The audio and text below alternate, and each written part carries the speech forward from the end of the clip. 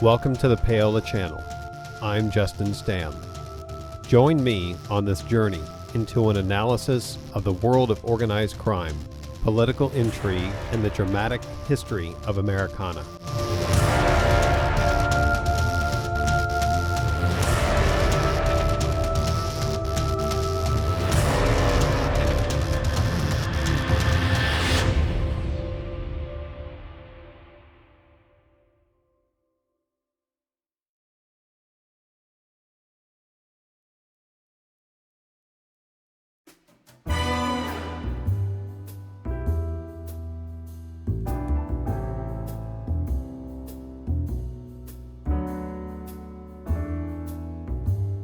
The 1950s America is undeniably one of the most axiomatic periods in modern history. Just less than a decade after World War II, there was an explosion of unprecedented growth in population, the economy, scientific achievements, and many other fields, not least of which was the entertainment industry.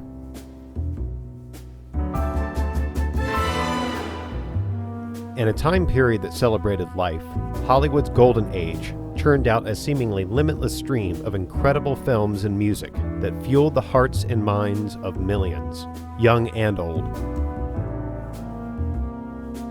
While there is no doubt it was a beautiful time to be alive, it was ironically enough the golden age of another segment of Americana that was virtually unknown at the time: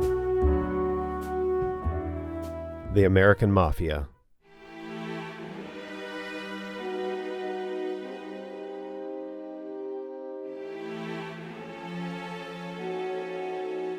It's a touchy subject, this Mafia stuff. In the modern day, there's a certain romance the public has with gangster history. With a wink and a nod, fans of the mob and pop culture secretly savor the "don't fuck with me" power many wield from the underworld, but ironically condemn the actions taken to seize such power. Bribery, extortion, blackmail, threats and acts of violence, or even murder. Yeah, these are some of the tools used by these wise guys.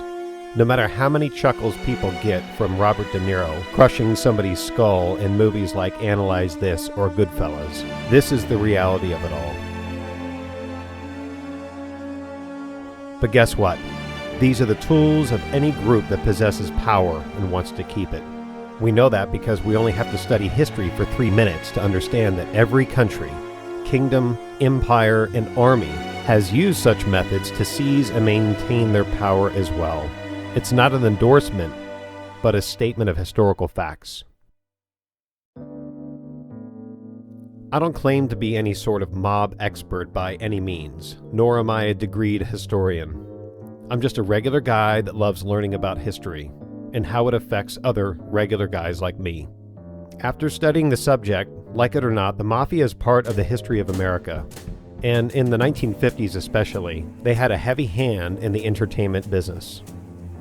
For our purposes, this is the story of the dual nature of crime and triumph of America in the influence-peddling world of Payola. In 1997, when I was just 23 years old, I knew next to nothing about this subject. That year, however, was the first time I met a man that had become, for lack of a better term, godfather to my mother, Diana Newland. His name was Vincent Jimmy Blue Eyes Alo. Very little is known about him, and what is known is mostly inaccurate. Though hailing from the New York mob, he had a special situation in that he was not tied to any of the particular 5 families. He had his own crew. We'll leave it at that for now, but there's no doubt he was as heavy as they come. After all, you don't co-own nearly all the slot machines in pre-Castro Cuba with Meyer Lansky by being a lightweight.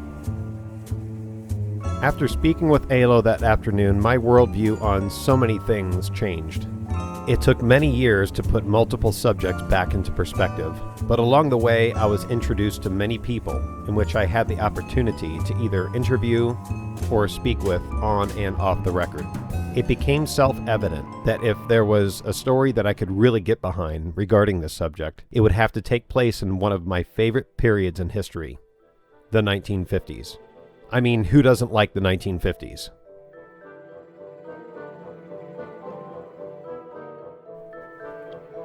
One particular character I was introduced to along the way was somebody that had just so happened to be right in the middle of the 1950s Payola racket. His name was Mike Falco. Mike was the kind of guy that you could listen to read from the phone book and he'd make it entertaining. He had a seemingly unlimited amount of stories to share. One of his first jobs was working as a doorman for Morris Levy at the Birdland Jazz Club, where eventually he would become the manager. He had involvement at the Embers as well as Julie Bedell's Copacabana. His love of music kept him working for Levy for many years until one day, in 1954, he heard Alan Freed on an AM radio station broadcasting out of Cleveland and shared it with Levy and his partner, George Goldner.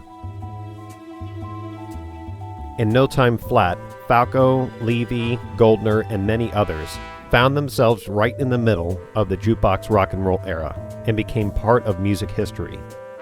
In addition to working around the rock and roll business, years later Falco had been assigned by his childhood friend and boss Joe Colombo, who was the one-time boss of the Profaci family, to look after and protect Frank Sinatra and later Don Rickles. After meeting Falco in 2003, I requested that I record some of our conversations, and he agreed. They weren't official interviews and very informal at best, but in these conversations, there's a part of our story that wouldn't be the same without him. The following is part 1 of the Falco series, here on the premiere episode of the Payola channel with Justin Stam.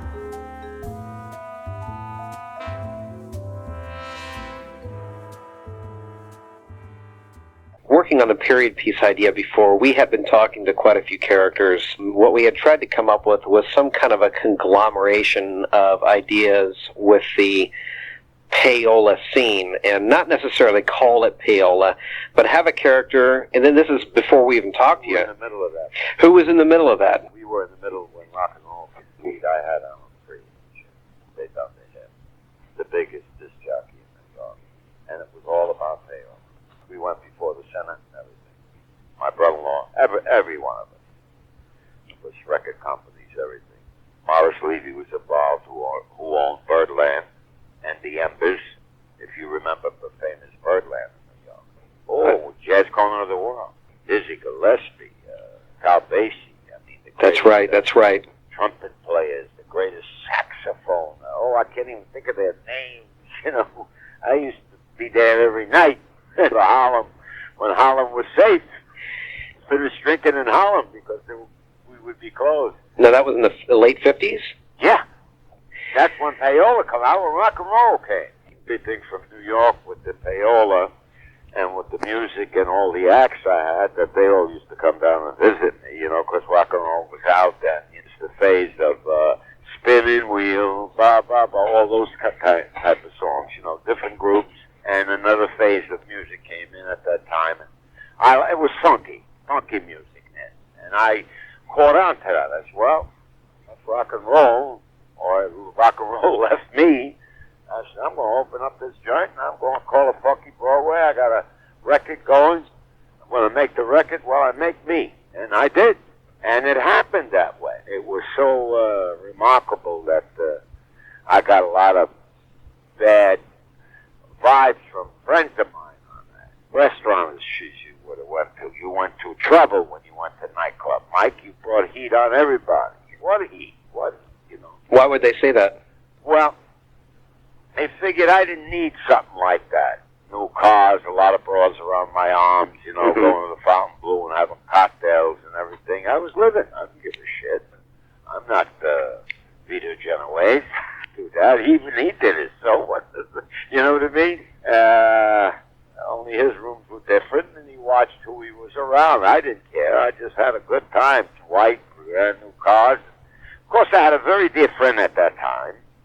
I can say his name, but his sons are still living. Joey Colombo. And he got mad at me. Why did you have to open this club? You need publicity? I said, Joe, did I ask you for the money?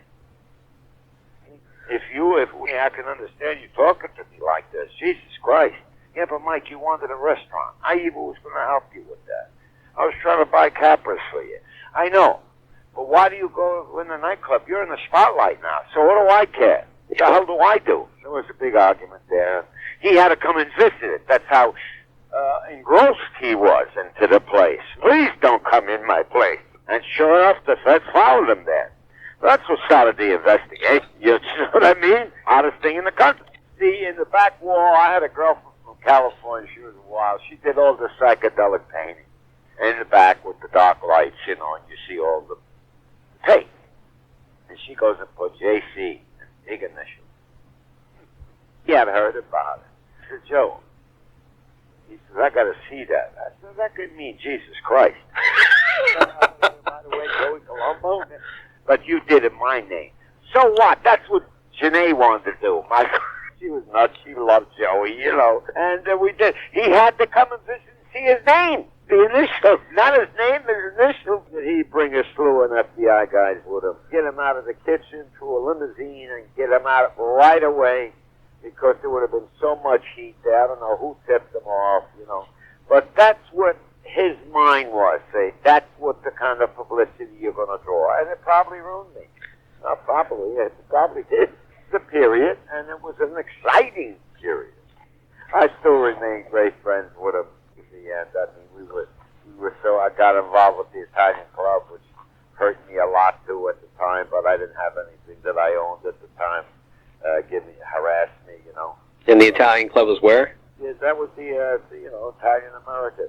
Oh, okay. The big thing he started. That's where the feds got mad. He ticketed the feds, like that, yeah. That's a great story. I mean, that is a story that hasn't been told. No man has ever,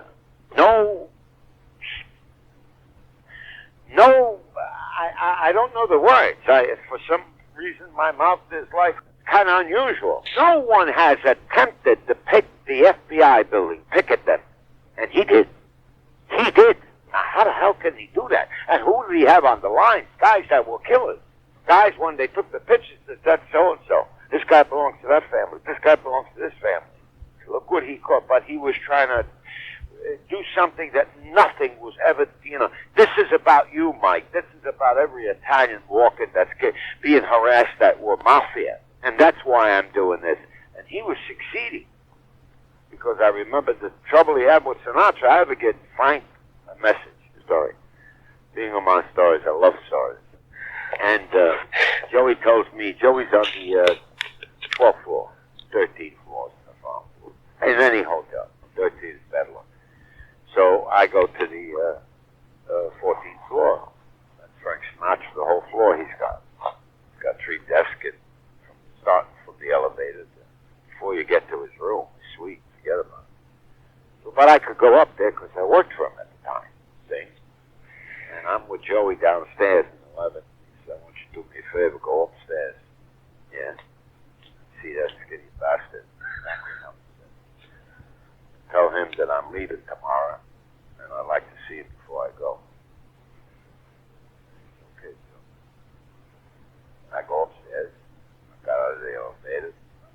Voice that, hey, Mike, how you doing? You know, the security. Hotel security, but they got to give it to him, you know, his own security. And I get to his room, knock on the door. Jilly answers, of course. It's his best man. And who is it? Mike Falco. Okay. He opens the door. Frank yells from another room. Who's that? He says, Mikey Falco. He's here to see you. What's he want? Frank, I don't know. They go back and forth. That's the dialogue. But he came out. He said, what is it, Mr. Falco? That's sarcastic when he said that, okay? So right away I knew I was in trouble. When he said that, Mr. Falco, not Mike, you know. Mister, what do you want, Mr. Falco? I says, Frank, my friend is downstairs. Who's your friend? I said, you know, on the 11th floor. Yeah. He's leaving tomorrow. This is not mentioning his name, you know. Of course, his room could be tapped, you know, whatever. And I know how to talk between the lines. He wants to see, he's leaving tomorrow. He wants to see you before he leaves. Tell him to have a good trip. I said, that's what you want me to tell him, Frank? Exactly, tell him that. Tell him to have a good trip. And that's it. And I went downstairs. I said, I got to deliver this message to this Joey. That's upstairs. It's a good story. It's a true story. It's a good story. So you did. How did he react when you delivered the message? He went out of his fucking mind. He used the language. He said, what did he say? He says, have a good trip. That's what Sinatra said to me, and he gave me a dirty look. Because he spoke that way, Joey. What did that skinny cocksucker say? I says, he said, have a good trip. That motherfucker. I'll give him a good trip. He'll get a trip. Oh, that's Joe. I don't know what to say, you know. He drunk? I don't know, Joe.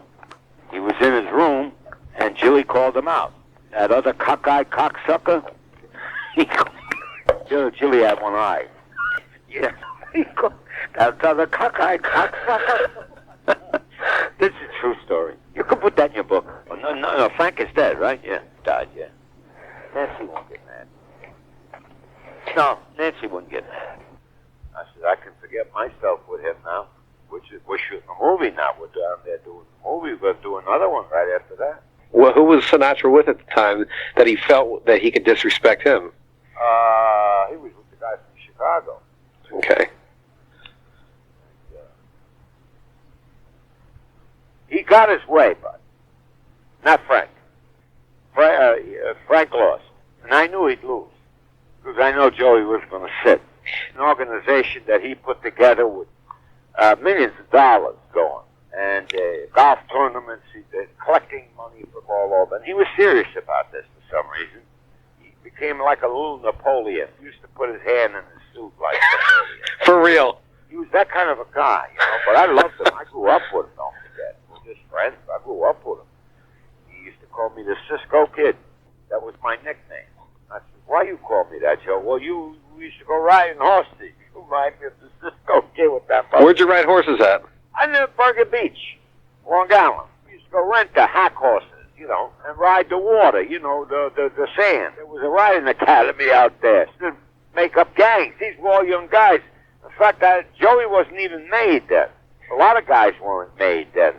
We were kids. We grew up together. We used to rent horses and then split sides. You be the bad guys and we chase you and try to find you, you know, and stuff like that. How old were you then? How old were you then? Oh, I was about 17, 18. And I was a good rider. And he called me the Cisco Kid because it's a mustache. You see? He gave me that nickname, the Cisco Kid. Involved with horses and cowboys, you know, and stuff like that. He loved to ride. So we go back a long time. So he won. And all of a sudden, Frank had to appear. They threw Jimmy Roselli out. Jimmy was going to be the main guy for the organization for the affair, Square Garden. We're talking about 50,000 people. And what year is that? Well, when we done Tony Rome, I got to find the year. I got to find a picture with the year on it.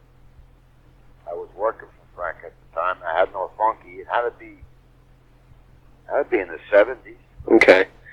When the big march on Washington, not on Washington came, that's Martin Luther King. Yeah, in New York. I had a big club in New York. Yeah. And that killed me. 2 incidents where I lost clubs. FBI, well, it wasn't the FBI, it was the AT, you know, alcohol and tobacco who came and raided us. Took my liquor license away, they took all my whiskey. Channel 10 was from Miami there. All the channels were there. I fought them. Right down to the letter, you know. No, they never let up. And he's supposed to take over for Roselli? Yeah, Frank is going to do that. He's just supposed to be the arranger. Roselli in the wing in case Frank, he couldn't make a deal with Frank. He got the deal done because Joey was strong. He had Carl, you know. And the guy that really controlled Frank in a big way was the guy from Sam Mooney. Chicago. Who I think, because Frank and him were so close.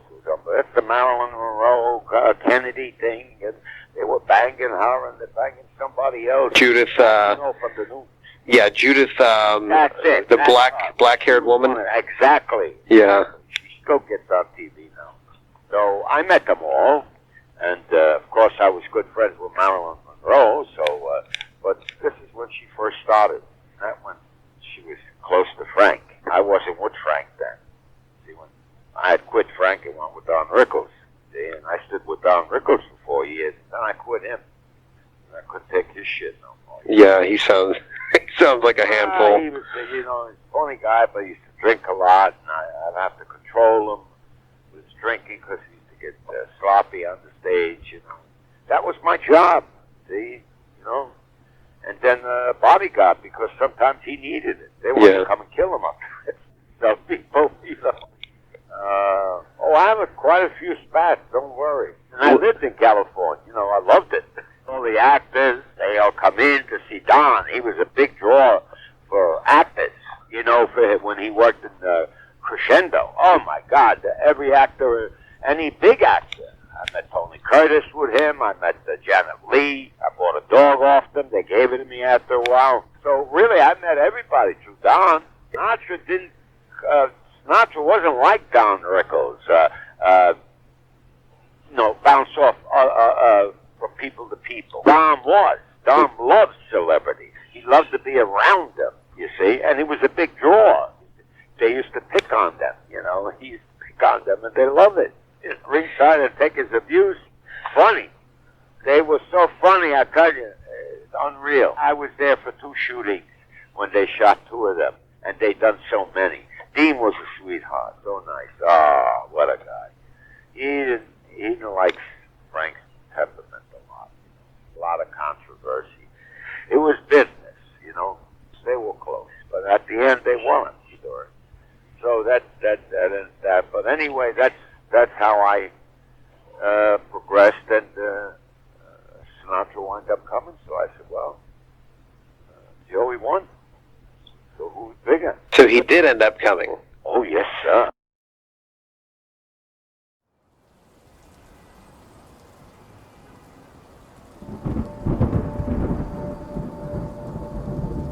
This concludes part 1 of the Falco series and episode 1 of Payola with Justin Stam. In future episodes, we'll be covering various subjects before and after this time period, interviews of many other people, and delve into an analysis of the effects influence peddling has had on the average person's everyday life. We'll also analyze the accuracy and veracity of some of our favorite mob films and TV shows. Please post any questions or comments you may have below, and I'll make sure to post special episodes to answer as many as possible. Don't forget to comment, like, share, and subscribe, and make sure to click the bell in the upper right-hand corner so you can receive future video updates and notifications. Also, follow us on Twitter. Until next time.